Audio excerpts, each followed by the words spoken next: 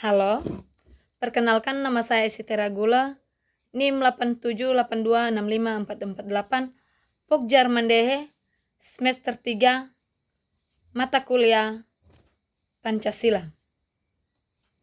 Pada topik sesi 3 ini sangat menarik dan relevan bagi generasi muda, di mana temanya pelajari dari sejarah Pancasila bagi generasi muda. Sebagai pengembang materi, saya lebih fokus pada proses lahirnya Pancasila atau BPUPK, Piagam Jakarta PPKI. Coba kita bayangkan, misalnya kita sedang rapat penting, ada 200 orang dengan pandangan yang berbeda-beda tentang masa depan Indonesia. Setiap orang pasti punya ide masing-masing, punya pendukung, dan merasa idenya paling benar. Sebagai generasi muda, apa yang akan kita lakukan? Apakah kita akan memaksa kehendak? Tidak. Para pendiri bangsa, kita memilih jalan yang lebih sulit dan mulia. Mereka memilih musyawarah, mufakat, dan kompromi. Pada kesempatan ini, kita akan belajar dari sejarah BPU, PKI, dan PPKI tentang seni berdebat dan seni mengalah. Dua seni yang sangat penting bagi generasi muda, karena kalau mereka tidak hebat dalam kompromi, mungkin negara kita saat ini tidak ada. Serta semangat kompromi paling nyata yang terlihat dalam perubahan atau Piagam Jakarta menjadi pembukaan Undang-Undang Dasar 1945 yang dilakukan oleh PPKI atau Panitia Persiapan Kemerdekaan Indonesia sehari setelah proklamasi. Dalam sidang BPU PKI, musyawarah terjadi terutama saat merumuskan dasar negara, di mana berbagai ideologi atau nasionalis sekuler dan nasionalis Islam beradu argumen.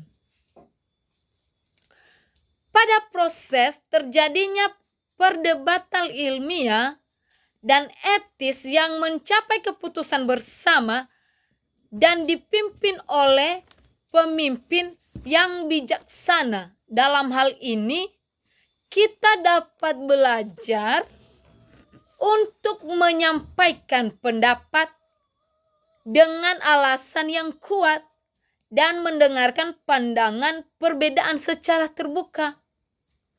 Bukan hanya sekedar memaksa kehendak. Sehingga keputusan bersama menyadari bahwa tujuan akhir musyawarah adalah kesepakatan yang mengikat semua pihak atau mufakat. Bukan kemenangan satu golongan saja. Ini yang mengajarkan pentingnya gotong royong dalam mengambil sebuah keputusan. Serta proses ini dipimpin oleh tokoh-tokoh penting yang mampu merangkum perbedaan pendapat dan mengarahkan diskusi menuju titik temu, mengajarkan bahwa pemimpin harus menjadi penegak yang adil. Para pemimpin dan masyarakat saat itu sangat menjunjung prioritas persatuan, persatuan di atas segalanya. Kompromi dilakukan untuk memastikan wilayah Indonesia Timur atau yang mayoritas non-Muslim tetap menjadi bagian dari Republik Indonesia. Generasi muda harus menolak perpecahan berdasarkan syara. Dari sini kita belajar bersikap lentur terhadap pandangan orang lain dan mencari titik temu atau katarsis. Di antara perbedaan yang ada, salah satu harus kalah.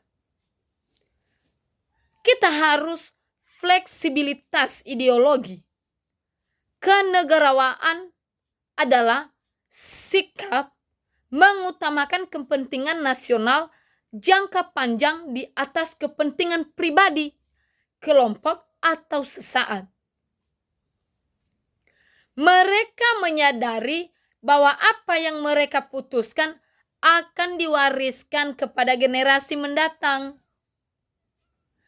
Ini menanamkan kesadaran bagi generasi muda untuk bertindak penuh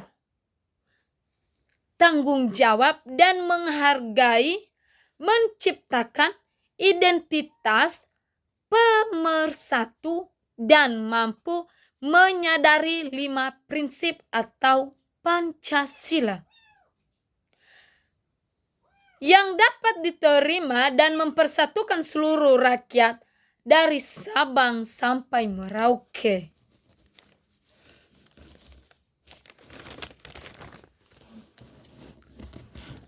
Pelajaran bagi pemuda adalah selalu mencari faktor pemersatu di tengah isu-isu yang berpotensi memecah belah. Secara ringkas, proses BPU, PK, dan PPKI mengajarkan generasi muda bahwa membangun dan mempertahankan bangsa dan memerlukan kecerdasan emosional, kematangan pikiran, dan kesediaan berkorban demi cita-cita yang lebih besar dari diri sendiri. Indonesia yang bersatu dan berdaulat. Sekian dan terima kasih.